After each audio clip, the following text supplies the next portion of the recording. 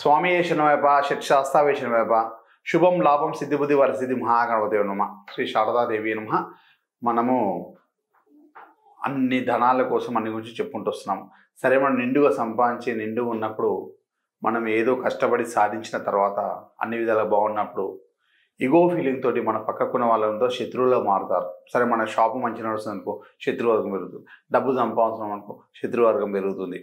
తర్వాత నిండుగా కనబడితే శత్రువర్గం. ఏదో విధంగా ఈ మధ్యలో అందరూ కూడా భూమి తగాదాలలో రాజకీయంలో అందులో చాలామంది శత్రువుగా మారిపోతుంటారు. సొంతంగా సరే, ఇప్పుడు ఏమైనా కలియుగ పరంగా అందరూ కూడా కలినాశనం కలి ప్రభావంతో ఇంటి సొంత వాళ్ళు కూడా శత్రువుగా మారి, ఇది ఇన్నర్ ఫైట్స్.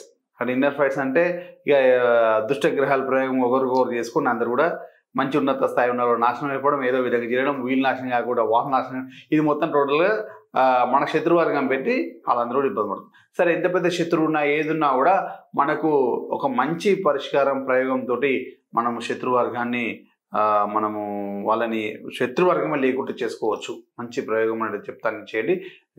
మంచి తంత్ర విద్యలో మనకు ఒక్క ప్రాబ్లంకి కోట్ల ఎన్నో వేల మందికి సంబంధించిన ఎన్నో వేల రెమెడీస్ ఉన్నాయి.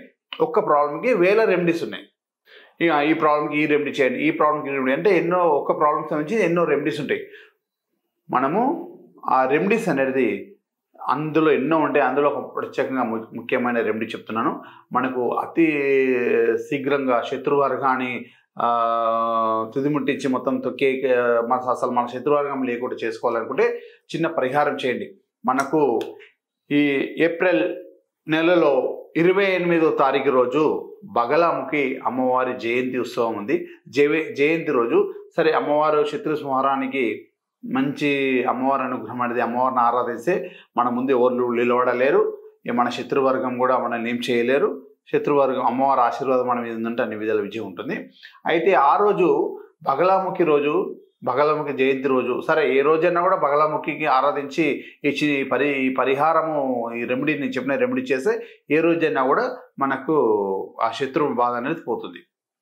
ముఖ్యంగా అమ్మవారి జన్మదినం అనేది మనకు ఏప్రిల్ 28వ తారీఖు రోజు ఉంది కాబట్టి ఆ రోజు అమ్మవారి చిత్రపటం కానీ, అమ్మవారి ఆరాధన కానీ, అమ్మవారి చిత్రపటం ముందు అమ్మవారి ముందు ఒక దీపం వెలిగించేసి అమ్మవారికి అర్చన కార్యక్రమాలు చేసిన తర్వాత ఏదైతే ఒక గుమ్మడికాయ, మనకు మంచి గుమ్మడికాయ, బూడిద గుమ్మడికాయ ఉంటుంది కదా, గ్రీన్ కలర్ బూడిద గుమ్మడికాయ అందరూ కూడా మనకు బయట కట్టుకుంటాం కదా దిష్టి కోసం.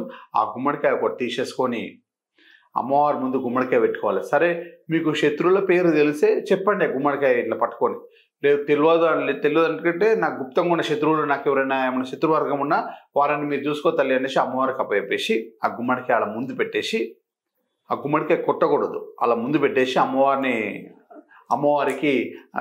అమ్మవారి గాయత్రి అంటే బగలాముఖి గాయత్రి మీకు యూట్యూబ్లో కానీ అందులో కానీ అమ్మవారి గాయత్రి మీరు చూసుకొని ఒక 108 సార్లు అమ్మవారి గాయత్రి అంటే ఆ గుమ్మడికాయని ముందు కూర్చొని అమ్మవారికి సంబంధించిన గాయత్రి చెప్పుకొని అమ్మవారి అష్టోత్తరం చెప్పుకోవచ్చు. అమ్మవారి మంత్రం ఏదైనా బీజాక్షరం మీకు తెలిసే ఒక 108 సార్లు అమ్మవారి ఆరాధన చేసేసి ఆ గుమ్మడికాయని అలా పెట్టేసేయాలి.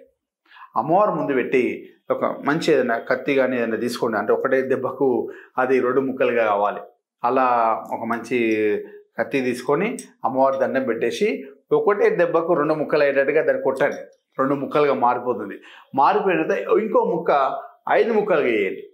దాన్ని మామూలుగా కోసినా పర్లేదు, ఇంకో ముక్క అయితే ఫస్ట్ అయితే కొట్టేసారి ఆ పెద్ద ముక్క అలా పెట్టేసి అందులో ఒక 5 ముక్కలుగా వేయాలి. 5 ముక్కలుగా వేసేసి 5 ముక్కలుగా వేసేసేయాలి. దాన్ని 5 ముక్కలు అమ్మవారి మూడు పెట్టి ఇదేమో ఒక పచ్చాల పెట్టేసేయాలి. ఒక్కొక్క ముక్క మీద ఒక్కొక్క నిమ్మకాయ పిండేసేయాలి. అన్నిటి మీద పిండేసి ఒక్కొక్క దాని మీద కర్పూరం బిళ్ళ వెలిగించాలి. కర్పూరం బిళ్ళ అన్నిటి మీద ఒక్కొక్క ముక్క మీద పెట్టేసి అన్ని పెద్ద ముక్క మీద కూడా కుంకుమ వేయాలి.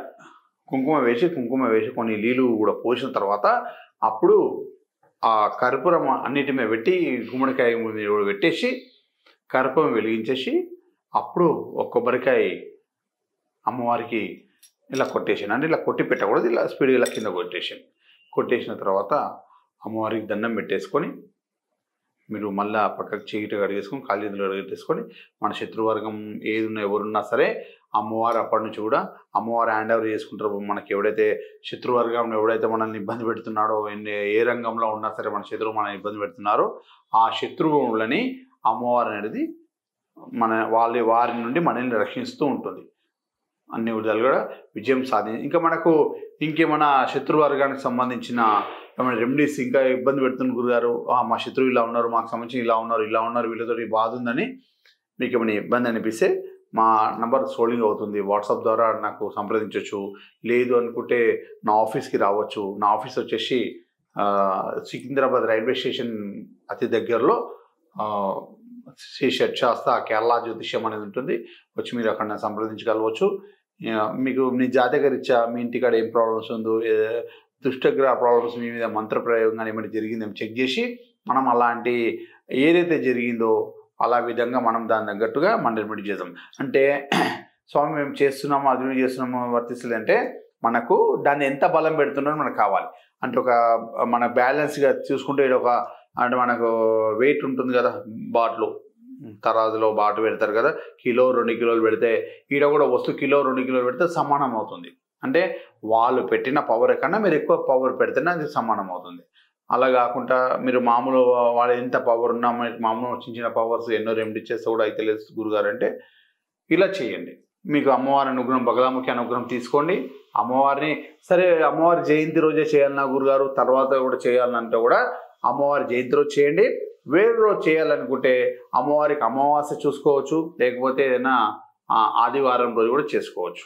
గురువారం కూడా గురువారం ఆదివారం అమావాస్య రోజు ఈ 3 తిథులందు అమ్మవారికి చేయండి. మీకు అమ్మవారి అనుగ్రహం అన్ని విధాలుగా ఉండి మీ శత్రు సంహారం జరుగుతుంది.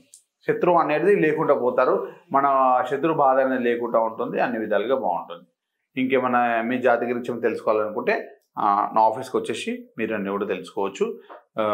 ఏ జాతక రీత్యేది కూడా మిమ్మల్ని కూడా కేరళ పద్ధతిలో చూసి గౌరవ బాధ్యతగా లేచి అమ్మవారి అనుగ్రహంతో మీకు అయ్యప్ప స్వామి అనుగ్రహంతో మీ జాతక దైవ ప్రశ్న ద్వారా మీ జాతక రీత్యా ఏం ప్రాబ్లమ్స్ మీరు చూసుకొని మీకు దాని దగ్గర పరిష్కారం ప్లస్ రెమెడీస్ అని చెప్పి ఇది చేస్తామన్నమాట. స్వామి శరణమయ్యప్ప, లోకరాజా శరణమయ్యప్ప.